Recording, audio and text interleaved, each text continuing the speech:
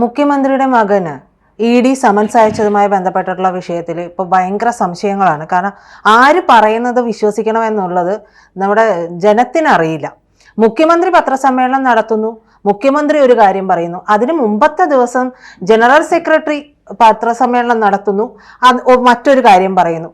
General secretary പറഞ്ഞ കാര്യത്തിനെ മുഖ്യമന്ത്രി പത്രസമ്മേളനത്തിലിരുന്ന് തള്ളുന്നു. ഈ തള്ളു മാത്രമാണ് ഉള്ളത് എന്നുള്ളതാണ് വ്യക്തമാകുന്ന ഒരു കാര്യം. ഈ രണ്ടു പേരും തമ്മിലുള്ള ശീതസമരം, അതായത് എം.എ. ബേബിയും മുഖ്യമന്ത്രി പിണറായി വിജയനും തമ്മിലുള്ള ശീതസമരം എവിടത്തോളം എത്തി എന്നുള്ളതിൻ്റെ ഒരു വെളിപ്പെടുത്തൽ കൂടി ഈ രണ്ട് കൂട്ടരുടെയും പത്രസമ്മേളനത്തിൽ നിന്ന് വെളിവാകുന്നുണ്ട്.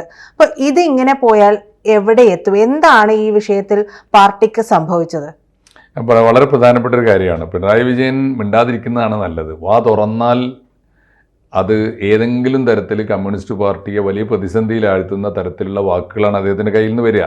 അതും അച്ചടിച്ചു കൊടുക്കുന്നത് വായിക്കുകയാണെങ്കിൽ സമാധാനമുണ്ട്. അതല്ല എന്തെങ്കിലും ഒന്ന് പ്രകോപനം ഉണ്ടാക്കുന്ന ചോദ്യങ്ങൾ ചെന്നു കഴിഞ്ഞാൽ അദ്ദേഹത്തിൻ്റെ സമനില തെറ്റും, തനി സ്വഭാവം പുറത്തു വരും. മാത്രമല്ല അദ്ദേഹത്തിൻ്റെ കയ്യിലൊന്നുമില്ല, ആശയപരമായ ദാരിദ്ര്യം പുറത്തു വരും. അദ്ദേഹത്തിൻ്റെ കയ്യിൽ ഉള്ള ഈ കുബുദ്ധി മുഴുവൻ പുറത്തു വരും. എല്ലാ അർത്ഥത്തിലും അത് പാർട്ടിക്ക് വലിയ പ്രതിസന്ധിയാവും ഉണ്ടാക്കുക. അപ്പോൾ ഇപ്പോൾ ഇന്നലെ വന്ന ഒരു ചോദ്യം ഇതാണ്. 2 കൊല്ലമായി 2023 ഫെബ്രുവരിയിൽ ക്ലിഫ് ഹൗസിൻ്റെ മേൽവിലാസത്തിൽ പിണറായി വിജയന് മോന് ഒരു സമൻസ് അയച്ചു ഇ ഡി സമൻസ് അയച്ചാൽ അത് തന്നെ സത്യത്തിൽ പിണറായി വിജയൻ്റെ ഗവൺമെൻറ്, കേരള ഗവൺമെൻറ് വലിയ ഒച്ചപ്പാടാക്കേണ്ടതാണ് അനാവശ്യമായി.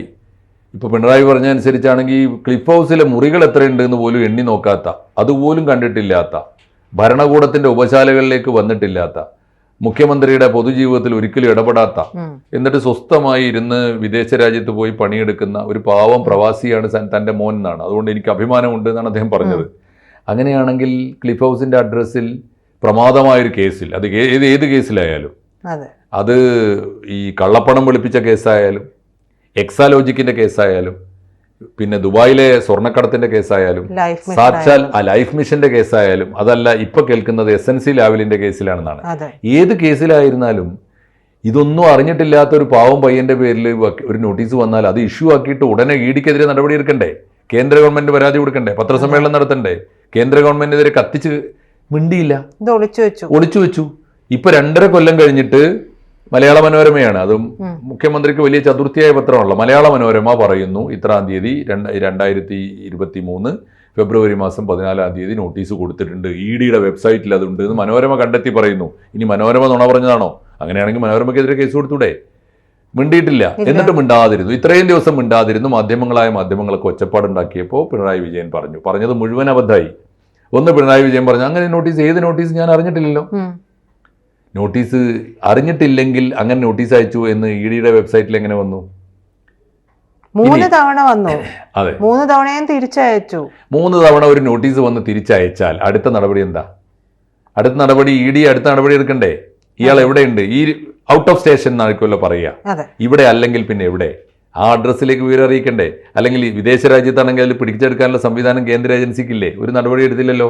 ഇത് അയച്ച ഉദ്യോഗസ്ഥൻ പിന്നെ ആ പൊസിഷനിൽ നിന്ന് മാറ്റിയിട്ടുണ്ടാവും. ഒന്ന് മാത്രമല്ല, അതിനുവേണ്ടി അമിത്ഷാ ഉൾപ്പെടെയുള്ളവരെ പോയി വിനീത വിധേയനായി കണ്ടു എന്നും ഒക്കെ മാധ്യമങ്ങൾ പറയുന്നുണ്ട്. എന്തായാലും ഇതൊക്കെ മൂടി വെച്ചത് ഇപ്പോൾ വെളിച്ചത്തായി. ഇപ്പോൾ പറഞ്ഞു ഞാനൊന്നും അറിഞ്ഞിട്ടില്ല, അങ്ങനെ ഒരു സംഗതിയേ ഇല്ല, ഞാൻ ഇല്ലാത്തത് ഞാൻ എന്തിന് പത്രസമ്മേളനം നടത്തണം, ഞാൻ എങ്ങനെ പറയുന്നൊക്കെ അദ്ദേഹം ചോദിക്കുന്നത്.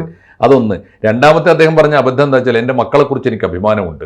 കാരണം എന്താ വെച്ചാൽ പൊതുജീവിതവുമായി യാതൊരു ബന്ധവുമില്ല എൻ്റെ മക്കൾക്ക്. ഒരു ബന്ധവുമില്ല. എന്താ അതിൻ്റെ അർത്ഥം? എവിടെ പോയി? പ്രധാനപ്പെട്ട ഒരു ചോദ്യം നാട്ടുകാർ പണ്ടേ ചോദിക്കുന്നുണ്ട്. എവിടെയാണ് കമ്മ്യൂണിസ്റ്റ് നേതാക്കന്മാരുടെ മക്കള്? എന്താണ് SFIക്ക് വേണ്ടി തല്ലുകൊള്ളാൻ പോലും അവർ വരാത്തത്? ആരുമില്ലല്ലോ. പിണറായി വിജയൻ്റെ മക്കളില്ല. കോടിയേരി ബാലകൃഷ്ണൻ്റെ മക്കൾ ഒന്നും രാഷ്ട്രീയത്തിലല്ല ഉണ്ടായിരുന്നത്, വേറെ അധോലോകത്തൊക്കെയാണ് ഉണ്ടായിരുന്നത്. M.A. ബേബിയുടെ മക്കളെവിടെ? തോമസ് ഐസക്കിൻ്റെ മക്കളെവിടെ? AK ബാലൻ്റെ മക്കളെവിടെ? ഏതെങ്കിലും ഒരുത്തൻ്റെ PK ശ്രീമതിയുടെ മക്കളെവിടെ? EP ജയരാജൻ്റെ മക്കൾ ആരെങ്കിലും രാഷ്ട്രീയത്തിലുണ്ടോ? എന്തുകൊണ്ടില്ല? അത് ഇവരുടെ മഹത്വമാണോ? അച്ഛൻ നടത്തുന്ന രാഷ്ട്രീയ പ്രവർത്തനം സ്വന്തം വീട്ടുകാർക്ക് ബോധ്യമില്ലാത്തതുകൊണ്ടല്ലേ മക്കൾ ഈ വഴിക്ക് വരാത്തത്? ഒന്ന്. എന്നിട്ട് ഈ പാവപ്പെട്ടവൻ്റെ മക്കളെ തല്ലുകൊള്ളാൻ വിട്ടിട്ടാണ് ഇവർ മക്കളെ സുരക്ഷിതമായ സ്ഥാനങ്ങളിൽ വിരാജിക്കുന്നത്. ഇനി രണ്ടാമത്തെ കാര്യം, പിണറായി വിജയൻ്റെ മക്കൾ അദ്ദേഹത്തെ അപമാനിച്ചിട്ടില്ല, എനിക്ക് അഭിമാനമുണ്ട് എന്നാണല്ലോ അദ്ദേഹം പറയുന്നത്. എൻ്റെ മോൾക്കെതിരെ കള്ളക്കേസ് കൊടുത്തു നോക്കി, നടന്നില്ല. ഇപ്പൊ മോനെതിരെയും കൊടുക്കാൻ നോക്കുക എന്നാണല്ലോ. കള്ളക്കേസൊന്നും കൊടുക്കണ്ട. നേർക്ക് നേരെ പറഞ്ഞാൽ പിണറായി വിജയന്റെ രാഷ്ട്രീയത്തിന് അപമാനകരമായ ജീവിതമല്ലേ മക്കൾ നയിച്ചത്? ആൾദൈവങ്ങൾക്കെതിരായി പിണറായി വിജയനും പിണറായി വിജയന്റെ പാർട്ടിയും DYFIയും SFIയും ഒക്കെ സമരം നയിക്കുമ്പോൾ പിണറായി വിജയന്റെ മോള് വീണ വിജയൻ എവിടെ പഠിച്ചത്? എന്തായിരുന്നു കാര്യം? ഒരു എൻട്രൻസ് പരീക്ഷ എഴുതിയെങ്കിലും പേരിനൊന്നും എഴുതിക്കൂടെ എന്ന് വെച്ചപ്പോൾ അയ്യോ അതിന് പോലും വയ്യ എന്ന് പറഞ്ഞിട്ട് എല്ലാത്തിനും എക്സെപ്ഷൻ നേടിയിട്ടാണ് ഈ അമ്മയുടെ കൈയും കാലും പിടിച്ച് സീറ്റ് വാങ്ങിയത്. ഇത് മാനമാണോ മാനക്കേടാണോ? 2, ഇദ്ദേഹത്തിന് ഇപ്പോൾ ഒടുവിൽ പറയുന്നത് വിവേകിൻ്റെ പേരിൽ വന്ന നോട്ടീസ് എന്താണെന്നറിയോ? ഈ SNC ലാവ്ലിൻ കേസിലെ സംശയാസ്പദമായ ഒരു വ്യക്തി ഇദ്ദേഹത്തിൻ്റെ സ്പോൺസറാണത്രേ ദിലീപ് രാഹുൽ. ദിലീപ് രാഹുലും കമ്മ്യൂണിസ്റ്റ് പാർട്ടിയും തമ്മിൽ എന്താ ബന്ധം? ദിലീപ് രാഹുലും പിണറായിയും തമ്മിൽ എന്താ ബന്ധം? ദിലീപ് രാഹുൽ എങ്ങനെയാണ് ഇവൻ്റെ വിദ്യാഭ്യാസം സ്പോൺസർ ചെയ്യുന്നത്? ഒന്നും പ്രതീക്ഷിക്കാതെയാണോ? എക്സാലോജിക് എന്ന കടലാസ് കമ്പനി എങ്ങനെയാണ് കോടിക്കണക്കിന് രൂപ നേടി വലിയ വലിയ ആസ്തിയുള്ള കമ്പനിയായി തീർന്നത്? ഒരു സേവനവും ചെയ്യാതെ എങ്ങനെയാണ് കരിമണൽ കർത്ത ഉൾപ്പെടെയുള്ളവർ മാസപ്പടി കൊടുക്കുന്നത്? ഈ കുടുംബമാണോ ഇദ്ദേഹത്തിന് മാനക്കേട് ഉണ്ടാക്കിയില്ല എന്ന് പറയുന്നത്? ആലോചിക്കുക. പറഞ്ഞതൊക്കെ തെറ്റ്. അവസാനമായി പറഞ്ഞൊരു കാര്യമാണ് ഇപ്പോൾ വളരെ പ്രധാനപ്പെട്ട ഒരു കാര്യം. കമ്മ്യൂണിസ്റ്റ് പാർട്ടിയും പിണറായിയും തമ്മിൽ എന്താണ് ബന്ധം? ഒരു കമ്മ്യൂണിസ്റ്റുകാരൻ്റെ പ്രാഥമികമായ കടമ എന്താണ്? ഉത്തരവാദപ്പെട്ട സ്ഥാനത്തിരിക്കുന്ന ഏതൊരാളും ഏതെങ്കിലും തരത്തിലുള്ള ക്രൈസിസ് ഉണ്ടായാൽ, വെല്ലുവിളി ഉണ്ടായാൽ, പ്രത്യേകിച്ച് രാഷ്ട്രീയ എതിരാളികളായ കേന്ദ്ര ഭരണകൂടത്തിൻ്റെ ഭാഗത്തുനിന്നൊരു നീക്കം വന്നാൽ ആദ്യം അത് ബോധ്യപ്പെടുത്തേണ്ടത് ആരെയാണ്? പാർട്ടിയാണ്. പാർട്ടിയെ ബോധ്യപ്പെടുത്തിയാൽ വേണമെങ്കിൽ അഖിലേന്ത്യാ ജനറൽ സെക്രട്ടറിക്ക് പത്രസമ്മേളനം നടത്തി പറയാം, ഞങ്ങളുടെ ഗവൺമെൻറ്റിനെ അട്ടിമറിക്കാൻ കേന്ദ്രം ശ്രമിക്കുന്നു. സംസ്ഥാന സെക്രട്ടറിക്ക് പറയാം, MV ഗോവിന്ദൻ മാഷ് ഈ കാര്യത്തിൽ മിണ്ടിയിട്ടില്ല, നാക്ക് പൊങ്ങിയിട്ടില്ല ഇതുവരെ. MA ബേബി അബദ്ധത്തിൽ പെട്ടുപോയതാണ്. MA ബേബി പറഞ്ഞു നോട്ടീസ് വന്നു, നോട്ടീസ് കിട്ടി. അപ്പോൾ കൊടുത്തു കഴിഞ്ഞപ്പോഴാണ് അബദ്ധം പറ്റിയത് ബോധ്യപ്പെട്ടത്. അദ്ദേഹം നിരപരാധിയാണ്, വിവേക് നിരപരാധിയാണ് എന്ന് ഇഡിക്ക് തന്നെ ബോധ്യപ്പെട്ടു. പിന്നെ തുടർ നടപടി ഉണ്ടായില്ല. അതുകൊണ്ട് ഞങ്ങൾ അതിൻ്റെ പിന്നാലെ കൂടിയില്ലാണ്. പിണറായി വിജയൻ പറഞ്ഞെന്താ? അങ്ങനെയൊന്നും വന്നിട്ടേ ഇല്ല എന്നാ. അപ്പോൾ പിണറായി വിജയനോട് ചോദിച്ചു, ബേബി ഇങ്ങനെ പറഞ്ഞല്ലോ, ബേബി എന്ത് മനസ്സിലാക്കിയാണ് പറഞ്ഞത്? കാര്യങ്ങൾ മനസ്സിലാക്കാതെയാണോ? ആരെയും ചോദ്യം ചെയ്യുന്നത്? പാർട്ടിയുടെ അഖിലേന്ത്യാ ജനറൽ സെക്രട്ടറിയാണ്. അപ്പോൾ നമ്മുടെ മുമ്പിൽ ഒരു രണ്ട് ചിത്രം തെളിഞ്ഞു വരുന്നുണ്ട്. കമ്മ്യൂണിസ്റ്റ് പാർട്ടിയുടെ കേന്ദ്ര കമ്മിറ്റിയെ പോറ്റുന്നത് ആരാണ്? ഏത് സംസ്ഥാനത്താണോ ഭരണമുള്ളത് ആ ഭരണമാണ് ചെല്ലും ചെലവും കൊടുത്ത് പാർട്ടിയെ വളർത്തുന്നത്. എന്ന് പറഞ്ഞാൽ ഇപ്പോൾ ഒരേ ഒരു ഭരണമേ ഉള്ളൂ, പിണറായി വിജയൻ്റെ ഭരണമാണ്. പിണറായി വിജയനാണ് ജന്മി. പിണറായി വിജയൻ്റെ ചെല്ലും ചെലവും കൊടുത്ത് വളർത്തുന്ന കൂലിക്കാരൻ മാത്രമാണ് MA ബേബി എന്നല്ല എൻ്റെ അർത്ഥം. ആ നിലവാരത്തിലല്ലേ പെരുമാറുന്നത്? അങ്ങനെയാണെങ്കിൽ പിണറായി വിജയൻ്റെ വല്ല കാര്യവും പാർട്ടിയെ അറിയിക്കുന്നുണ്ടോ? അങ്ങനെ അറിയിച്ചില്ലെങ്കിൽ ഈ പാർട്ടിയെ കമ്മ്യൂണിസ്റ്റ് പാർട്ടി എന്ന് പറയുമോ? പിണറായി വിജയൻ പോറ്റി വളർത്തുന്ന ഒരു ഫ്യൂഡലിസ്റ്റ് പാർട്ടി എന്നല്ലാതെ ഇതിനെ മാർക്സിസ്റ്റ് പാർട്ടി എന്ന് വിളിക്കാൻ പറ്റുമോ? ഇതൊക്കെ വളരെ പ്രധാനപ്പെട്ട ചോദ്യമല്ലേ? MA ബേബി ആലോചിച്ച് നോക്കൂ. ഇദ്ദേഹത്തിൻ്റെ ചെലവിൽ ഒരു കൂലിക്കാരനായി എന്തിനാണ് MA ബേബി, എന്തിന് കൊള്ളാം ഇങ്ങനെ ഒരു പാർട്ടി സെക്രട്ടറിയെ? ഇനി ഒരു കാര്യം കൂടി നമ്മൾ ചേർത്ത് പറയണം. MA ബേബിയെ അഖിലേന്ത്യാ ജനറൽ സെക്രട്ടറി ആക്കാൻ നമ്മൾ അത്ഭുതപ്പെട്ടു പോയിട്ടുണ്ടെന്ന്. MA ബേബിയെ അഖിലേന്ത്യാ സെക്രട്ടറി ആക്കണമെന്ന് പിണറായി വിജയൻ്റെ താല്പര്യം എന്തായിരുന്നാവോ? ആ ശല്യം ഇവിടെ നിന്നാണ് ഒഴിവാക്കാൻ ആയിരുന്നില്ലേ?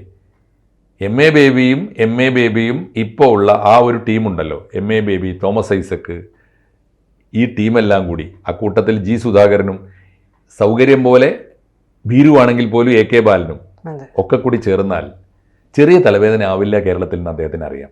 അതുകൊണ്ട് ഈ കുടുംബഭരണമുണ്ട്, കുടുംബവാഴ്ച, പിണറായി വിജയനും മക്കളും ചേർന്നിട്ട് ഈ നാട് കുട്ടിച്ചോറാക്കി മുന്നോട്ട് പോകുന്നൊരു വാഴ്ചയുണ്ടല്ലോ, ആ വാഴ്ചക്ക് വലിയ വലിയ തലവേദനയാകും MA ബേബി എന്ന് കണക്കാക്കിയിട്ടാണ് ബേബിയെ കേന്ദ്രത്തിലേക്ക് ജനറൽ സെക്രട്ടറിയായിട്ട് അയച്ചത്. ബേബി അതിൻ്റെ സൗകര്യങ്ങൾ ഉപയോഗിക്കുന്നുണ്ട്, ബേബി അത് ഉപയോഗിച്ച് ഉലകം ചുറ്റുന്നുണ്ട്. ബേബിക്ക് അത് ആസ്വദിക്കാൻ അറിയാം, അത് ചെയ്തോളൂ. പക്ഷേ വ്യക്തിപരമായ ആസ്വാദനം കൊണ്ട് കമ്മ്യൂണിസ്റ്റ് പാർട്ടിയുടെ നില എന്താകും? കേന്ദ്രം ഭരിക്കുന്ന ഒരു ഗവൺമെൻറ്, ഇടതുപക്ഷം ഭരിക്കുന്ന ഒരേ ഒരു സ്റ്റേറ്റാണ് കേരളം. ആ കേരളത്തെ അട്ടിമറിക്കാൻ കൊണ്ടുവരുന്ന നോട്ടീസുകൾ അത് അന്യായമാണെങ്കിൽ അതിനെതിരെ വലിയ പ്രക്ഷോഭ പരമ്പരകൾ നടത്തേണ്ട പാർട്ടി, അതിനല്ലേ പാർട്ടി? അതാണല്ലോ ഇടതുപക്ഷത്തിൻ്റെ ഒരു രീതി. അതിൻ്റെ രീതി അതല്ലേ? അപ്പോൾ ഇപ്പോൾ ഇത് വല്ലാത്ത സംഘർഷാവസ്ഥയാണ്. ഇപ്പോൾ ഒരു കാര്യം വെളിവാകുന്നു, പിണറായി വിജയനും MA ബേബിയും 2 തട്ടിലാണെന്ന് മാത്രമല്ല 2 പാർട്ടിയിലാണ് എന്നുകൂടി പറയേണ്ടി വരും. പിണറായി വിജയൻ്റെ പാർട്ടി പിണറായിസമാണെങ്കിൽ MA ബേബിയുടേത് മാർക്സിസമാണെന്ന് നമുക്ക് വേണമെങ്കിൽ വിളിക്കാം. അപ്പോൾ കേന്ദ്ര കമ്മിറ്റി എന്ന് പറയുന്നതും കേരള കമ്മിറ്റി എന്ന് പറഞ്ഞാലും ആരാണ് മൂത്തത്? അടുത്ത ചോദ്യം. തീർച്ചയായിട്ടും കേരള പാർട്ടി മൂത്തതാണെന്ന് മാത്രമല്ല, കേരള പാർട്ടിയുടെ കൂടി മുതലാളിയായി വാഴുന്ന പിണറായി വിജയനാണ് കേരളത്തിൽ മാത്രമല്ല ഇന്ത്യയിലും ഇപ്പോൾ കമ്മ്യൂണിസ്റ്റ് പാർട്ടിയുടെ ഉടമസ്ഥൻ, കമ്മ്യൂണിസ്റ്റ് പാർട്ടിയുടെ ചെയർമാൻ ആൻഡ് CEO അത് പിണറായി വിജയനാണ്. MA ബേബിയൊക്കെ അതിനകത്തൊരു എക്സിക്യൂട്ടീവ് മാത്രമാണ് എന്ന് വേണം കരുതാൻ. എന്തായാലും അത് വെളിവാകാൻ ഏറ്റവും ഒടുവിൽ ED അയച്ചൊരു നോട്ടീസ് നിമിത്തമായി എന്ന് മാത്രം മനസ്സിലാക്കിയാൽ മതി. ഇതാണ് ഇന്ത്യക്കാരറിയട്ടെ, ഇതാണ് മക്കളെ CPIM. കൂടുതൽ വാർത്തകളും വിശേഷങ്ങളും നിങ്ങളിലേക്ക് എത്താൻ ABC മലയാളം സബ്സ്ക്രൈബ് ചെയ്യുക, ബെൽ ബട്ടണും അമർത്തുക.